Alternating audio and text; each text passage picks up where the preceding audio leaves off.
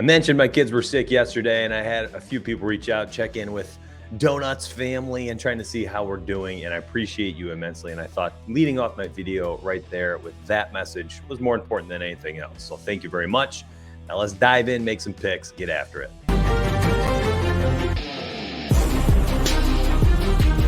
All right, my friends, went 10-3 in NBA prize picks last night, 11-3 the night before in sports books. Definitely catching on a heater right now as NBA playoff rotations normalizing, and I'm gathering data. I'm going to keep smashing this stuff, and I feel like I've got a nice edge this morning on today's video. Let's make some picks, baby. All right, first pick, Seth Curry over 16.5 points, rebounds, assists, minus 106 right now on FanDuel. This is covered up over here on Odds Jam by a banner, but this FanDuel marker showing you what the odds are there. Very nice. Let's talk about why, and I'm going to show off something I rarely do. This is our projections model on the website. We also have a bunch of trends and data sheets if you guys like them in Excel form, Google Sheets, stuff like that. We have those as well, but we have it on the website. It's, I never really talk about it, but this is glorious.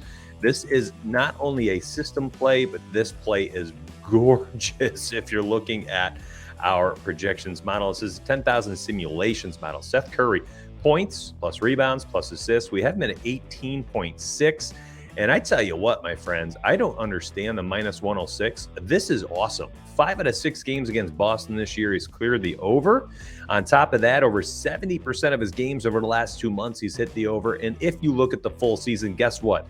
Over 70% of the games when playing 30 plus minutes. My guy Seth is going to be playing that much tonight. I love this play. I don't understand why he's at just 16.5. Projection models crushes the over, trends crush the over, and Seth Curry versus Boston crushes the over. So give me that. That's my lock of the morning. I will play this up to 17.5, in fact. But at 16.5, I'm very, very happy with it. And I'll lock him into every single 2-pick power play. And listen, if I lose out because of it, so be it. I'm out here tossing money in for fun here, but I am very, very confident in this line. All right, next pick is Bruce Brown at 2.5 assists. You can see our projection model has him at 2.9 assists. Let's go ahead and look at the edge report real quick. And look at this. So Brooklyn and the Celtics, you can see the game total at 226 Vegas consensus. Our model has it for 228. By the way, down here, Bulls and Milwaukee. Model has it at 241 today. Going to be interesting to see if the 10,000 Sims model is correct on that or not, because last game was so defensive. But the pace was there and the shots were there. Shot volume was crazy in that game between the Bulls and Bucks. But both teams just shot terribly. I think the Bulls shot like 32%. They went 7 for 20-something from downtown. They were awful. So potentially that game just goes the opposite direction. Maybe teams loosen up a little bit. Who knows, though? That could be one of those series that bucks the trends according to, what a simulation model can do. And hard to account for guys just playing with their hearts on their sleeves, so to speak. So let's go ahead. I digress. Player assists, Bruce Brown, over 2.5.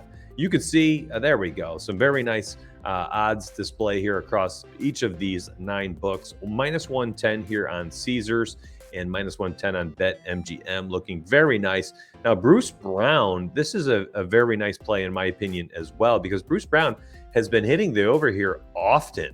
And I know he only had 2 assists last game when we were looking at him versus Boston. However, he did have plenty of assist opportunities, but they just didn't come to fruition. And before that, he had hit the over in 8 out of 10 games. When you go back and you look at the last 2 months, he had hit the over 60% of the time. And more importantly, when you're looking at Bruce Brown, when he gets extended minutes, everything goes up. And you know what? My guy, Bruce Brown here, is going to be playing a ton of minutes in this series. Played 36 minutes when he was playing horribly last game. I mean, he played terrible basketball by Bruce Brown standards, and he even had 5 fouls, and he still played 36 minutes last game. Now, in those games where he's played 34 plus minutes, just 34 plus minutes, he has hit the over in 79% of the games. When you look at Bruce Brown playing 34 plus minutes, 79% of the games this year, he has hit the over. I think Bruce Brown going to play all the minutes he can handle every single game. They're going to need him out there to help gobble up some rebounds, facilitate moving the ball around, try to hit a 3 or 2, and just play really good defense on, multiple people on this team that can score for Boston. So I'm taking the over 2.5 assists simply because this is a really good trend right now, and he's on the court so much. And when you look at him versus Boston this year, he's hit the over 2 out of 4 times. He had 1, 5, 5, and 2 assists. Give me Bruce Brown over 2.5 assists based on trends, based on matchup, based on our projection model. Let's go. All right, this last pick is a fun one to me. We ran a points ladder and a threes ladder on this player last game, and my friends, I'm totally doing this again for my members. Hopefully we can smash like we did last game. So Scotty Barnes is doubtful tonight, which is a major thing to track and make sure that he is out for sure later with news, because if he is, OG Anunoby is one of my favorite ladders to run for both points and threes when Barnes is out, and I'll tell you why right now. So there's been 7 games this year where Scotty Barnes was out. In those games, OG has scored over 21 plus points in all 7 games. He scored 24 plus in 6 of 7 games. So today I'm going to be hitting the over here, and then I'll do a ladder every 2 points. So over 18.5, over 20.5, over 22.5, and then probably 25 plus would be the 4th rung of the ladder over there, especially in FanDuel with the 25 plus. And then for the threes category, my friends, he has hit 3 plus threes in all 7 games without Scotty Barnes. Right now his props line is 2.5 at minus 130-ish, depending on what book you're looking at. And you can run that as a small ladder, a mini ladder, over 2.5, over 3.5. He's hit 4 plus in 3 of those 7 games, but he's hit the over in all 7. And my friends, my favorite part is he takes 3 more 3-point attempts on average with Scotty Barnes off the court, averaging just 6 per game with Scotty Barnes, and almost 9.5 per game without Scotty Barnes. So give me OG Anunoby over 18.5 points. Give me OG Anunoby over 2.5 threes. And I'm running out those ladders for my members. And I just gave you a little, a little freebie to help you out today. Listen, there's a reason why, my friends, that I have smashed the last 3 days actually. 3 profitable days in a way, actually destroying. Went 4-0 in MLB yesterday as well. I'm deep into the data, and now that things are normalizing, we've got these playoff rotations. I can really get to work. And on top of that, with MLB, we've got pitchers starting to enter their second, third starts coming up here soon.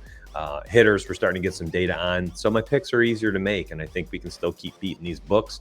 Hope you dive in, patreon.com/Sparry.